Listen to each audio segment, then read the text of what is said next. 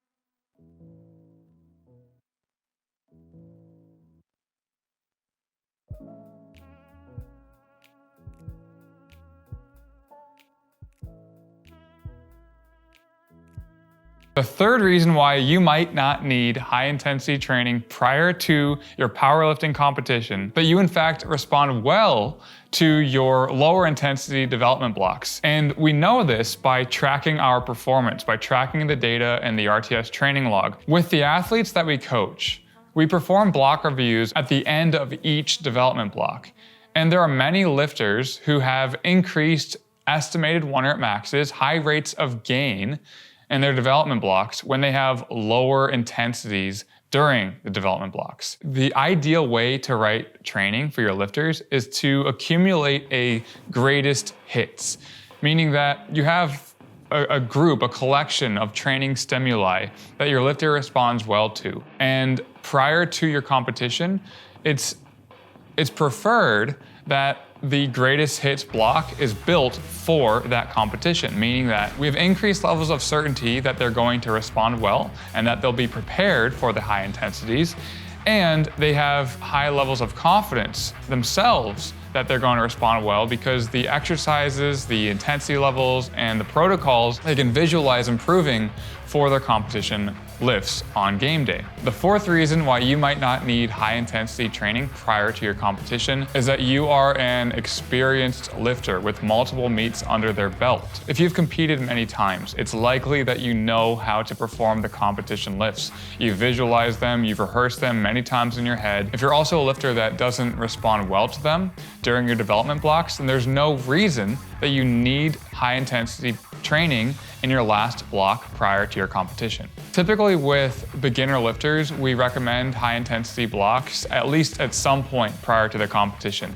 Maybe not the first block before the competition, but we do want to know how their estimated 1 rep maxes transfer from high rep lifts to low rep lifts, meaning if they're doing a lot of 6s at RP 8 or 9, we want to know how that estimated 1 rep max translates as the intensities increase. We want to compare the high rep, low intensity blocks with the low rep, high intensity blocks and see how the estimated 1 rep maxes compare between the two polarizing intensities. The fifth reason why you might not need high intensities prior to your competition is if you have an injury that might be limiting you from performing high intensities for an entire block up till your competition. So, for example, Ben Wharton had an injured quad prior to the British Junior Championships in 2019. This was after the World Championships. He injured his quad, and luckily at this point we already knew he responded pretty well to high reps, lower intensities. But even if he responded well to high intensities, there's no reason to force high intensity training if one, that makes the injury worse, and two, they actually can perform lower intensities without making the injury worse. Lower intensity training can be a good idea if the lifter is injured and they still need to compete. And this happens often. Just because you're injured 6 weeks out doesn't mean you have to abandon the competition. There are training protocols you can perform for your lifter so that they can continue to train into the competition and perform very well. In this case, Ben was able to reduce the intensities, reduce the overall frequency of his squat, the movement that actually bothered his quad, and he ended up winning the British Junior Championships. Come on! Everything back. Everything back. Let's go.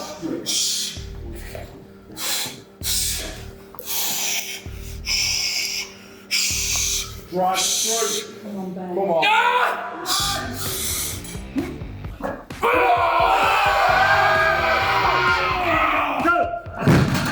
Good luck.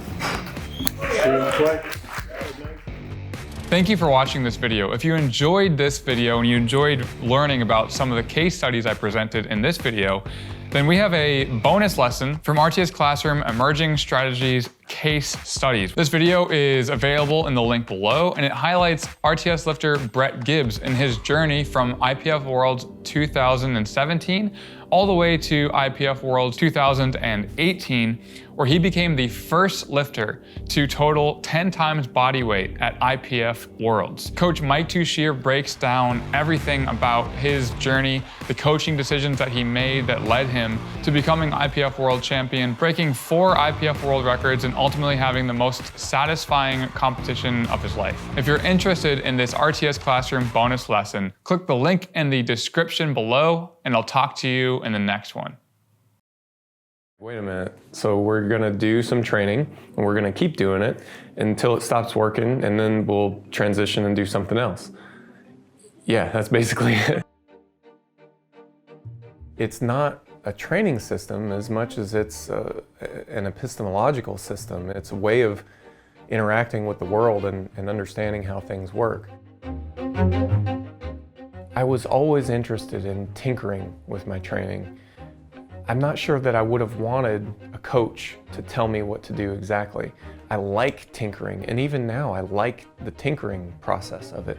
And I thought, what am I doing to help those people?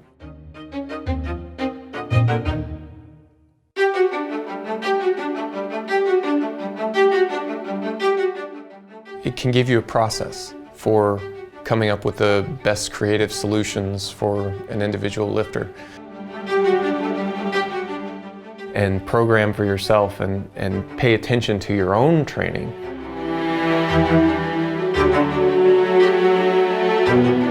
I think it's a great way to understand a lot of that stuff and hopefully get to where you can build it yourself and speed up that whole learning process.